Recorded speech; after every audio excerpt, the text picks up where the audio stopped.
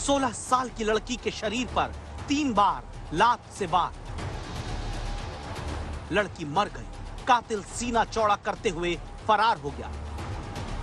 45 minute तक लड़की का शव वहीं पड़ा रहा। तब पुलिस आई। दिल्ली के शाहबाद डेरी इलाके में यह वारदात हुई। ये सब कुछ कैमरे में दर्ज है। वारदात क्यों हुई, इसकी तफ्तीश बाकी है। पुलिस ने बताया, दोस्ती टूटने से नाराज सरफराज के 20 साल के बेटे साहिल ने 16 साल की साक्षी की हत्या कर दी। वाद क्या है, क्या कितना खतरनाक है? That is multiple times. It must be more than 20 times, I assume. साक्षी की मां इनकार करती है कि उन्हें साक्षी और साहिल की दोस्ती के बारे में कुछ पता था। ये बताया गया कि साहिल के घर पे ही रहती थी साक्षी। साहिल के घर पे नहीं, उसके घर पे रह रही है। वो नीतू नाम की लड़की है, उसके घर पे रहती थी। क्या करते थे साहिल, क्या करते थे? हमें नहीं पता सर, ये साहिल के बारे में हम अभी आज सुनी हूँ। पहले कभी जानते थे साहिल को? हम नहीं जानते। घर आए आपके? नहीं, हम नहीं सुने। वैसे आरोपी साहिल को दिल्ली पुलिस ने 18 घंटे के अंदर बुलंदशहर से गिरफ्तार कर लिया। सियासतदानों ने तो ऐसी शर्मनाक घटना पर भी अपनी सियासत के दांव खोज लिए। एक गुट के मुताबिक ये लव जिहाद हो सकता है। मुस्लिम लड़के ने हिंदू नाबालिग लड़की की हत्या कर दी। हत्यारे के हाथ में दावा हुआ कि कलावा है, तो दूसरे गुट के लिए यह सियासत भर है। एलजी की नाकामी है, पुलिस की कमजोरी है और कांग्रेस राज की शीला दीक्षित वाली लाचारी भी। ये गली गली कितनी केरला स्टोरी, आखिर कितनी, कब तक बेटियों को इस तरह मारा जाता रहेगा ऐसे निर्दयता के साथ? जब से आप एलजी बने हैं, एनसीआरबी का डेटा कह रहा है रोजाना 2 बलात्कार दिल्ली के अंदर हो रहे। बताइए आप क्या कर रहे हैं? आपको नींद कैसे आ रही है? साक्षी मर गई। अब साहिल से पुलिस की पूछताछ होगी। उधर अस्पताल में साक्षी का पोस्टमार्टम होगा, दाह संस्कार होगा, महिला सुरक्षा की बातें होंगी, दावे और दलीलें होंगी। लेकिन क्या बदलेगा? क्या फिर कोई साक्षी गलियों में ऐसे ही चाकुओं से गोद कर नहीं मारी जाएगी? क्या ये बदल जाएगा कि जब एक नाबालिग बेटी को गलियों में एक हैवान चाकुओं से ताबड़तोड़ वार करके मारता रहेगा, तो उसके आसपास ऐसे लोग नहीं टहल रहे होंगे जैसे पार्क में सैर कर रहे हों? दिल्ली में हुई इस बेहद दर्दनाक, अफसोसनाक और शर्मनाक घटना में सिर्फ एक नाबालिग बेटी का कत्ल नहीं हुआ। इंसानियत मरी, इंसानियत का एक बाल मरा। शाहबाद डेरी की इस गली में रहने वालों का ज़मीर भी मर गया। मेरी केंद्र सरकार से अपील है, तुरंत एक हाई लेवल कमेटी की मीटिंग बुलाए जिसमें देश के होम मिनिस्टर हो, क्योंकि दिल्ली पुलिस सीधे सीधे उन्हें रिपोर्ट करती है। एलजी साहब हो, मुख्यमंत्री हो, दिल्ली पुलिस कमिश्नर हो और दिल्ली महिला आयोग की अध्यक्ष हो। दिल्ली में हुई इस विभत्स घटना की जितनी जिम्मेदार पुलिस, कानून व्यवस्था, राजनीति और राजनेता हैं, उससे जरा भी कम जिम्मेदार ये सिविल सोसाइटी नहीं, जो अधिकारों के दावे करती है, कर्तव्य के वक्त इंसानियत भूल जाती है। अरविंद ओझा, दिल्ली आज तक। कपिल मिश्रा जी, विभत्स ये पूरा का पूरा मामला है, लेकिन इसमें भी आप लोगों को लव जिहाद नजर आ रहा है, क्यों? देखिए, विभत्स है, दर्दनाक है, भयानक है, असहनीय है, आक्रोश होना चाहिए। लेकिन क्या सच बोलना बंद कर दिया जाए? क्या सच के बारे में चर्चा करनी बंद कर दी जाए? क्या ये पहला इस प्रकार का मामला है? क्या अभी जो फोटो आई है साहिल की, उसके हाथ में कलावा दिखता हुआ भी आंखें बंद कर ले, जमीन में रेत में अपनी गर्दन गाड़ के बैठ जाएं? क्योंकि अगर बोलेंगे तो कुछ लोगों को बुरा लगेगा, कुछ लोगों के पेट में दर्द होगा। इसीलिए हम श्रद्धा को भी खो दें, अंकिता को भी खो दें, साक्षी को भी खो दें, निकिता तोमर को भी खो दें, और एक के बाद एक हमारी बेटियां जली जाती रहें। इसमें पुलिस ने तो 18 घंटे के अंदर पकड़ लिया, लेकिन क्या जिस प्रकार से ये मार रहा था, ये बिना ट्रेनिंग के मार रहा था? आफ्ताब ने जिस प्रकार से मारा और बाद में हंसते हुए निकला, बिना ट्रेनिंग के मार पाया था क्या? अभी तो श्रद्धा की मृत्यु हुए 1 साल ही हुआ है और हम एक के बाद एक कितनी मौतें देख रहे हैं। मैं ये तो नहीं कह रहा कि आप अपराध पे चर्चा ना करें, लेकिन आप इसको आइसोलेटेड क्राइम अगर मानेंगे तो समाज के तौर पर और अपनी बेटियों के साथ बहुत बड़ा अपराध करेंगे, बहुत बड़ा अपराध करेंगे अपनी बेटियों के साथ, अगर इसकी जड़ में नहीं जाएंगे। इस देश में ही नहीं, विदेशों में भी। पर कलावा है, इसलिए लव जिहाद का मामला है। क्यों है कलावा? साहिल की पिछली 3-4 पीढ़ियों में तो किसी ने कलावा नहीं बांधा होगा। क्या मोहम्मद सरफराज जो साहिल का बाप है वो कलावा बांध के घूमता था, तिलक लगा के घूमता था? साहिल ने कैसे बांध लिया कलावा? दोनों के बीच रिश्ते थे, इस तरह की भी तो खबर निकलकर सामने आई। मैं यही कहना चाहता हूं, रिश्ते थे क्या? रिश्ते के बाद ऐसा नहीं हो सकता है कि लड़की ने इतनी विभत्स ये घटना है, क्या इसको एक सांचे में बांधकर या दूसरे पर ठीकरा फोड़कर इस पूरे मामले को उलझाने की कोशिश हम नहीं कर रहे हैं? बिल्कुल भी नहीं करना चाहिए। इसीलिए मैं कह रहा हूं कि अपराध की भी जांच होनी चाहिए और अपराध के पीछे अगर कोई है तो वो भी नहीं छूट जाए।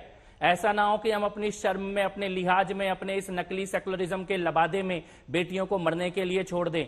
अगर ये एक आइसोलेटेड क्राइम है तो उसका तो अपराधी पकड़ा जा चुका है, लेकिन उसको पकड़ के हम इसके मास्टरमाइंड के बारे में सोचना बंद कर दें। किसने सिखाया इसको कि कलावा अपने हाथ में बांध लो? और क्या ये पहली घटना है? मैं ये कहना चाहता हूं, आप भारत की बात छोड़ो, क्यों ब्रिटेन के प्राइम मिनिस्टर ने पिछले महीने एक कानून बनाया, उनके होम मिनिस्टर ने कानून बनाया कि ग्रूमिंग गैंग के खिलाफ एक्शन लेंगे, और वहां पर डेथ पेनल्टी की बात हो रही है, क्योंकि वो भी ये बात बोल रहे हैं कि झूठ बोल के, पहचान छिपा के लड़कियों को। तो सुनिए एक सेकंड, यहां पर खाली ब्लैकमेलिंग का भी मामला हो सकता है, वीडियो बना के मजबूर करने का भी मामला हो सकता है। लड़की हां कर रही है तो भी मारी जा रही है, लड़की मना कर रही है तो भी मारी जा रही है। मैं ये कहना चाहता हूं, संवेदनशीलता के साथ हाथ जोड़ के प्रार्थना करता हूं, हर एंगल से जांच हो, कोई एंगल छूट ना जाए। आज एक बेटी की जलती हुई चिता अभिशाबाद डेयरी में श्मशान घाट में उसका पिता 16 साल की बिटिया को उसका अंतिम संस्कार कर रहा है। ऐसे और पिता ना हो, इसके लिए गहराई से सोचा जाए। किसी चीज को अनछुआ मत कर दो, अछूत मत बनाओ कि चर्चा नहीं करेंगे। लेकिन दिल्ली पुलिस की भी तो जिम्मेदारी तय की जाएगी ना। राजधानी दिल्ली में अगर लगातार इस तरह के मामले बढ़ेंगे तो क्या ये दिल्ली पुलिस का फेल्योर नहीं है? सवाल का जवाब आप दीजिएगा अलका लांबा जी, लेकिन उसके पहले आपके पास आते हुए कपिल मिश्रा जी को इसमें केरला स्टोरी दिखाई दे रही है कि मासूम बच्चियों को फंसाया जा रहा है कलावा पहनकर, इस वजह से यह हाल है और इसको रोके जाने की जरूरत है। अलका लांबा जी। चित्रा जी, भारत की राजधानी दिल्ली में दिल दहला देने वाली ये घटना है। 35 बार बताते हैं चाकुओं से वार किया, दम नहीं तोड़ा तो पत्थर से सर कुचल दिया। बात है कि अपराधियों के हौसले बुलंद कैसे हैं, किनसे ताकत मिल रही है इन्हें। 16 साल की नाबालिग बेटी है साक्षी, जिसका अभी जिस पे आप चर्चा करा रही हैं। साक्षी मलिक भी बैठी हुई है जंतर मंतर पर। यौन उत्पीड़न के आरोपों में पोक्सो कानून के तहत एफआईआर दर्ज है। न्याय नहीं मिलता तो ऐसे अपराधियों के हौसले बुलंद होना स्वाभाविक है। ताकत कहां से मिलती है? ब्रजभूषण शरण जैसों से ताकत अपराधियों को मिलती है कि आपका कोई कुछ नहीं बिगाड़ सकता, कानून और कुछ भी। देखिए कितनी ताकत और बेटी साक्षी मलिक के अपराधी घूम रहे हैं संसद में, आप क्या हैं, है ना। और इसमें जब आप सांप्रदायिकता, लव जहाद, कश्मीर फाइल, केरला फाइल लाते हैं तो स्वाभाविक है कि देश के गृह मंत्री जिनकी जवाबदेही बनती है उन्हें बचाने की भरसक कोशिश की जाती है कि मुद्दा पुलिस कानून व्यवस्था पर सवाल ना खड़े करें। मुद्दे में गृह मंत्री से सवाल ना पूछे कि देश भारत की राजधानी दिल्लियां बेटियां बचाओ का बात था, हौसले बुलंद कैसे हैं, कब न्याय होगा। बचाने के लिए सांप्रदायिकता रंग दे दीजिए और बचा ले जाइए और पूरा ध्यान अपराध से हटाकर, अपराधियों से हटाकर उन्हें बचाते हुए ध्रुवीकरण कर दीजिए। भारतीय राष्ट्रीय कांग्रेस का स्टैंड है कि ये बहुत ही जघन्य अपराध है, हिला देने वाला अपराध है। देश की बेटी साक्षी मलिक हो या ये साक्षी हो, न्याय होना चाहिए। ठीक है, डर होना चाहिए। कपिल मिश्रा जी, इस पे आप जवाब दे दीजिए। उनकी बात तो महत्वपूर्ण है ना। दिल्ली पुलिस को ऐसे क्लीन चिट तो दी नहीं जा सकती, और दिल्ली पुलिस की ओर से भले ही कहा जाए कि दोनों एक दूसरे को पहले से जानते थे, ये है वो है, दिल्ली पुलिस का एक इकबाल भी तो होता है। अगर इस तरह की खबरें लगातार, और श्रद्धा माडा मामले में क्या आफ्ताब को उसके किए की सजा मिल पाई है? मैं तारीख बता देती हूं, यही मई का महीना था, 1 साल पहले 18 मई को उसके टुकड़े टुकड़े किए गए थे। अब 1 साल हो गए और अब जाकर 9 मई 2023 को आफ्ताब की हत्या पर आरोप तय हुए हैं और अब उसके खिलाफ मुकदमा चलेगा। ये कब तक मुकदमा चलता रहेगा? बिल्कुल सही बात है चित्रा जी। और बोले कपिल मिश्रा जी। अब ये कपिल मिश्रा जी से सवाल है, दिल्ली पुलिस की भी कुछ जिम्मेदारी है या फिर नहीं है? डेफिनेटली चित्रा जी, और मैं खुद गया था, श्रद्धा के घर भी गया था, श्रद्धा के पिता से भी मिला, श्रद्धा के जिन जंगलों में श्रद्धा को टुकड़े टुकड़े कर कर फेंक दिया गया था वहां भी गया, दुमका भी गया अंकिता के यहाँ, निकिता तोमर फरीदाबाद उनके यहाँ पर भी गया। और इसीलिए मैं कह रहा हूं, क्योंकि मैं इस प्रकार के पीड़ित परिवारों से लगातार संपर्क में हूं, उनसे मिलता रहता हूं, उसको समझने की कोशिश कर रहा हूं। मैं इसीलिए इस बात को कह रहा हूं कि आप इसको एक आइसोलेटेड क्राइम मत मानिए, इसकी गहराई से जांच होने दीजिए। उससे बचने की, बचाने की, संवाद से भागने की, इस विषय पर चिंतन करने से भागने की कोई जरूरत नहीं है। और बिल्कुल सही बात है जो अलका लांबा जी ने बोला, मैं तो ये कह रहा हूं कि ये, क्योंकि ये साक्षी का हत्यारा साहिल है, ये साक्षी मलिक के वहां पर प्रियंका गांधी पहुंच गई, इसके यहाँ पे क्यों नहीं पहुंचेंगी? क्योंकि वो हत्यारा साहिल है, उधर वोट बैंक खराब होगा। लेकिन आज इस तरह की बातें करने का दिन नहीं है। कन्हैया लाल जी के घर पे नहीं गए, लेकिन हाथरस में पहुंच गए। तो राजस्थान में अपराध हो तो नहीं जाना है, तो यूपी में कुछ हो जाए तो जाना है। तो ये मैं कहता हूं, आज राजनीति मत करो, आज राजनीति करने का दिन नहीं है। आज आपने इसको एक धरने प्रदर्शन से एक बेटी की हत्या को जोड़ने का पाप मत करो। आज राजनीति का दिन नहीं है। आज गहराई से अभी अभी अंतिम संस्कार हुआ है उसका, अभी आप इसको एक सड़क छाप आंदोलन से एक राजनीतिक घटनाक्रम से जोड़ के दोनों की तुलना करके कितने हल्के में ले रहे हैं एक बेटी की हत्या को। एक हल्के में ले रहे हैं आप एक बेटी की हत्या को।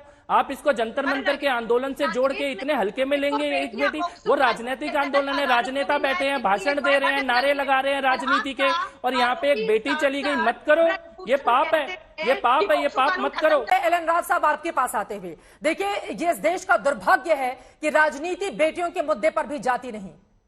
लेकिन इसका मतलब ये कतई नहीं है कि दिल्ली पुलिस की जवाबदेही यहां पर खत्म हो जाएगी। उसका इकबाल खत्म होता हुआ क्यों नजर आ रहा है राजधानी दिल्ली में। अपराधियों के हौसले इस तरह से बुलंद हो गए। ये अलग बात है कि 18 घंटे में आरोपी को पकड़ लिया जाता है, लेकिन आरोपी को पकड़कर आप अपनी पीठ नहीं थपथपा सकते हैं। घटना होने से रोकने की जिम्मेदारी भी दिल्ली पुलिस की है, जिसमें वो नाकाम हो रही है। एलन राव जी, देखिए चित्रा जी, ये बहुत जघन्य अपराध है और मैं समझता हूँ rarest of the rare crime की कैटेगरी में आता है। जिस ढंग से इस ब्रूटल मर्डर को अंजाम दिया गया है, नो डाउट इसमें पुलिस की रिस्पॉन्सिबिलिटी इतनी है कि इसको प्रिवेंट करना चाहिए था या नहीं करना चाहिए, हो सकता था या नहीं हो सकता था। इसमें देखने वाली बात है कि इसके बारे में पुलिस को पहले खबर थी या नहीं थी कि क्या इनके आपस में क्या संबंध है और किस प्रकार से इनके संबंध बिगड़े जा रहे हैं, या कोई ऐसी रिवेंज लेने की कोशिश कर रहा है। दूसरी बात, ये जो अपराधी है इसका प्रीवियस रिकॉर्ड था कि नहीं था, उसके बाद इसका अगर कोई प्रीवियस रिकॉर्ड था तो इसके ऊपर प्रिवेंटिव एक्शन लेना चाहिए था कि नहीं चाहिए था, ये पुलिस की जिम्मेवारी है। साथ साथ पुलिस ने डेफिनेटली इस केस को बड़ी जल्दी पकड़ लिया है, 48 घंटे से पहले 18 घंटे में पकड़ लिया है, इसमें कोई डाउट नहीं है। पुलिस ने बड़ी चुस्ती और फुर्ती के साथ में इसको जल्दी से जल्दी बुलंदशहर से लाकर पकड़ लिया है। साथ साथ पुलिस की अब यह भी जिम्मेवारी है कि इसकी इन्वेस्टिगेशन जल्द से जल्द अच्छे तरीके से करके जल्दी से चालान इसका कोर्ट में भेजे, ताकि ट्रायल जल्दी करे, और ट्रायल कराने के बाद में इसमें सख्त से सख्त, यानी कि इस केस में murder rarest of the rare murder case है, इसमें फांसी से कम सजा नहीं होनी चाहिए। जहां तक बात है दिल्ली पुलिस के इकबाल का, नहीं होनी चाहिए, लेकिन सजा कब होगी? वीडियो हमारे सामने है, तस्वीरें हमारे सामने है। अगर एक आफ्ताब के मामले में और श्रद्धा के मामले में 1 साल लग जाते हैं, अब जाकर उसके ऊपर मुकदमा चलेगा, कब होगी फांसी उसको? परिवार के लोग श्रद्धा के एक एक दिन तिल तिल करके मर रहे होंगे, ये देखते हुए कि दिल्ली पुलिस की जांच कितनी सुस्त रफ्तार से आगे बढ़ी है। इसी वजह से ये सवाल है। लेकिन जरा जो पड़ोसी हैं उनकी ओर से दिल्ली पुलिस के रवैये पर क्या बयान दिया गया है वो सुन लेते हैं, उसके बाद चर्चा में आगे बढ़ेंगे। पड़ोसियों का यह कहना है कि दिल्ली पुलिस तो उस गली में कभी आती ही नहीं और इसी वजह से अपराधियों के हौसले वहां पर बुलंद है। सुनिए।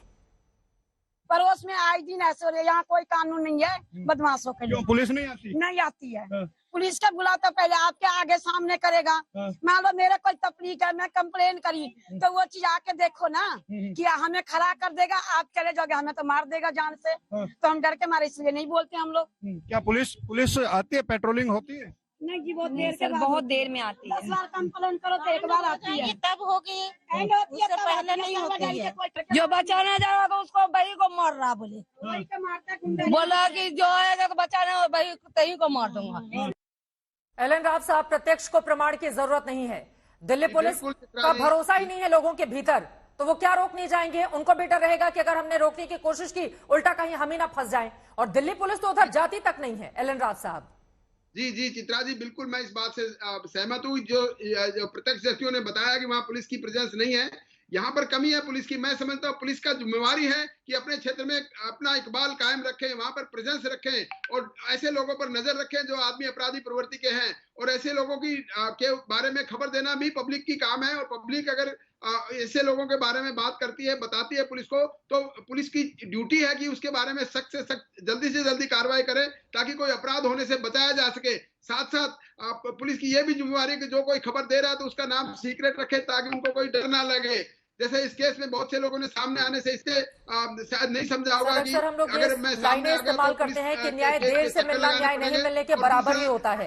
ऐसे बहुत सारे मामले हैं जिसमें अभी भी न्याय का इंतजार है, सालों सालों से मामला अटका हुआ है। अगर डर है पब्लिक को तो डेफिनेटली पुलिस का जो इकबाल है वो कायम होना चाहिए, पुलिस का फेथ पब्लिक में होना चाहिए। ये पुलिस को इंश्योर करना चाहिए, उसके सीनियर अफसर्स के लेवल को सोचना चाहिए। और खास तौर से थाने के एसएचओ, बीट और डिवीजन स्टाफ को भी ये देखना चाहिए कि वो उनकी प्रेजेंस वहां रहती है कि नहीं रहती। पुलिस का डर अपराधी के दिमाग में रहना चाहिए और पुलिस के बारे में सिंपैथी और शरीफ आदमी को पुलिस का डर नहीं रहना चाहिए, ये मेरा कहना है। अपराधी को डर लगना चाहिए कि यहाँ पुलिस आ रही है और मैं क्राइम करूंगा तो पकड़ा जाऊंगा। लेकिन वैसा होता हुआ राजधानी दिल्ली में नजर तो नहीं आ रहा है ना सर, यही तो बड़ा सवाल है कि दिल्ली पुलिस का जो इकबाल है वो उस तरह से बुलंद क्यों नहीं नजर आता है और अपराधियों के हौसले राजधानी दिल्ली में इस तरह से बुलंद क्यों हैं?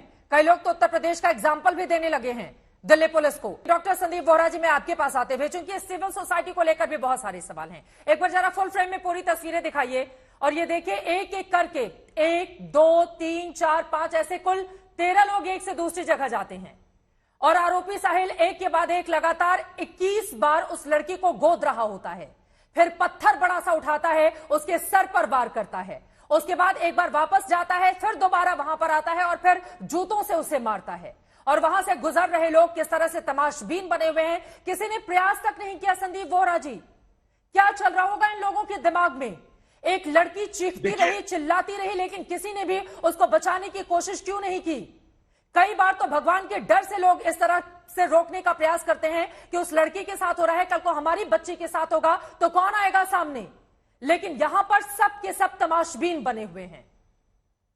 देखिए, बहुत ही दर्दनाक हादसा है और जो हम विजुअल्स में देख रहे हैं उसमें बहुत बड़ी दर्दनाक तरीके से हत्या की गई है और इसमें जो जिस तरीके से वो व्यक्ति का लड़का ये कर रहा है उसको देखते हुए लगता है, पहली बात उसको अगर हम देखें तो उसके अंदर एक क्रिमिनल का जो स्टाइल होता है या एक वो व्यक्ति जो पहले इस तरह के काफी इस तरह की हरकतें कर सका है, कुछ कुछ ऐसा है। उसके बाद वो जाकर वापस आता है तो उसकी बॉडी लैंग्वेज में एक बहुत ही डिफरेंट तरीके का कॉन्फिडेंस है कि जैसे उसको कुछ कोई कहेगा नहीं, कुछ कोई पकड़ेगा नहीं।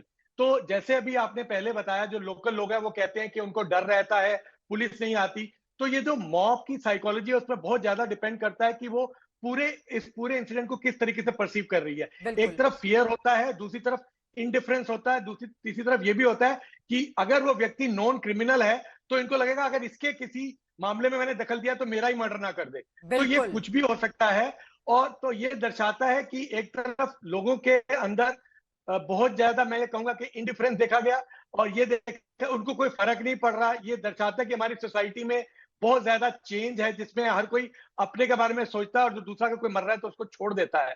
बहुत दर्दनाक सा ये जो मर्डर किया गया, इसमें लगता है कि हमारी सोसाइटी के लिए बहुत बड़ा लेसन है कि आपको समझना चाहिए कि कल को आपका अपना कोई सगा भी वहां पे हो सकता है। बहुत शर्मनाक ये मर्डर जिस तरीके से हुआ, हमारी सोसाइटी के लिए बहुत शर्मनाक। बिल्कुल सही कहा आपने, हमारी सोसाइटी के लिए शर्मनाक है। और जो 13 लोग उधर से गुजर रहे हैं, क्या उनके भीतर की इंसानियत मर चुकी थी? क्या उनके अपने परिवार से अगर कोई होता तो इसी तरह से वो वहां पर टहल रहे होते? कोई भी बेचैनी किसी के भी भीतर उस तरह से नजर क्यों नहीं आई? सीसीटीवी कैमरे को मैंने गौर से देखा है, किसी के भीतर भी उस तरह की इंसानियत जिंदा नजर नहीं आती है। आपके घर की अगर वो बच्ची होती तो भी क्या आप ऐसा ही करते?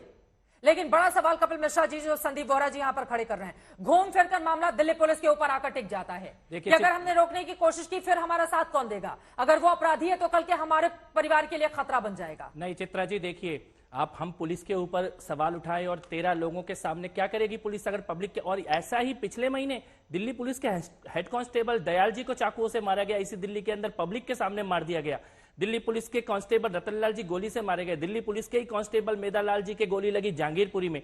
कितने दिल्ली पुलिस के जवान, हम दिल्ली पुलिस के ऊपर सवाल उठा रहे हैं। हम ये नहीं देख रहे उनके जवान अपनी जान की बाजी लगाकर यहां पर शहर को चला रहे हैं। मैं ये कहता हूं 18 घंटे के अंदर इस अपराधी को पकड़ा है, एक बार 2 शब्द पुलिस के लिए नहीं बोल रहे हैं। श्रद्धा को आफ्ताब अपने घर के अंदर काट के फेंक देता है। दिल्ली पुलिस ने अभी चार्जशीट करी है, लेकिन मैं ये कहता हूं इस मामले में सामने वीडियो दिख रहा है, हत्यारा सामने, गवाह सामने है, हथियार सामने है, सब बंदा पकड़ा जा चुका है। मैं मानूंगा दिल्ली पुलिस की फेलियर अगर ये 100 दिन के अंदर इसको सजा नहीं दिलाते तो, तब मैं मानूंगा कि फेलियर है। लेकिन हम ये बोले कि इस प्रकार का अपराध हो गया, हम पुलिस को कटघरे में खड़ा कर दे, वो पुलिस जो अपनी जान की बाजी लगाकर दिल्ली को चला रही है। और क्या हो रहा है, क्या हो रहा है शहर के चित्रा जी? मैं एक सवाल पूछना चाहता हूं। जान की बाजी लगाना काम है, लेकिन एक सेकंड, दिल्ली पुलिस का कोई भी जवान अपनी जान क्यों गवाए?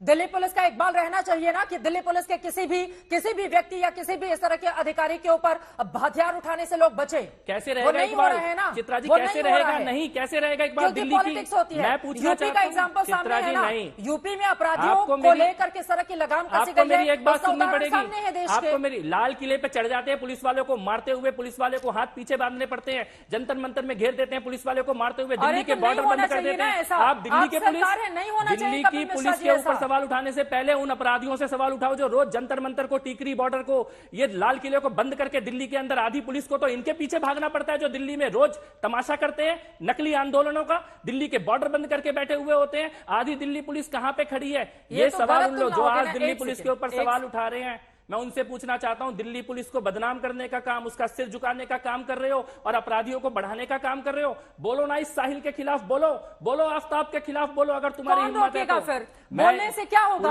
बोल दिया मैंने, ठीक है।